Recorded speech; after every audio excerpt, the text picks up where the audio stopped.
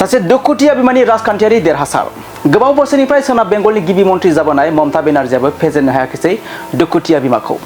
फिसाजोनि थार बिजिरनाय आरो आइजो संरैखाथिनि थाखाय जुजिदों रत्ना देबनाथआ। इनायै गिख्रंथाव बोलि जानांदोंमोन बिथांनि फिसाजोआ।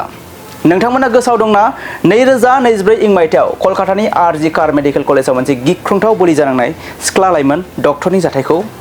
जाय लाइमोन डक्टर सिख्लाया दुथांफोरनि लुबैनायनि जिनाहारिनि बोलि जानांना जिउ जोबनो गोनां जादोंमोन।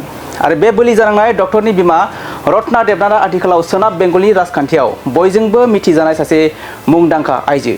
बिथाङा 62 बोसोरनि 2026 मायथाइयाव सोनाब बेंगल आयेन आफाद बिसायख'थियाव सांग्रां राजखान्थियाव आगान होदों। बिथाङा भारतीय जनता पार्टी थामहिनबा BJPनि बिजाथि महरै सा 24 परगना जिल्लानि पानिहाटी बियाबनिफ्राय बिसायख'थि गेलेदोंमोन। नाथाय बावैसो सिगां खौरां मोननाय बायदिब्ला पानिहाटी बियाबाव तृणमूल कंग्रेसनि बिजाथिनिफ्राय गोबां भटआव दावगानानै देरहासार जानो हादों रत्ना देबनाथआ। बिथांनि बेबायदि बिसायख'थि फोसावदिं गेलेनाया गुबैयै आइजोफोरनि रैखाथि आरो गावनि फिसाजोनि थार बिजिरनायनि जुजिनो थाखाय गोसो होदों। मख'नो गोनांदि सासे दुखुथिया बिमानिफ्राय सासे गोख्रों राजखान्थि दावहारुसिम सोलायनाया सोनाब बेंगलाव आथिखालनि राजखान्थियाव गोबां गोहोम खोख्लैदों।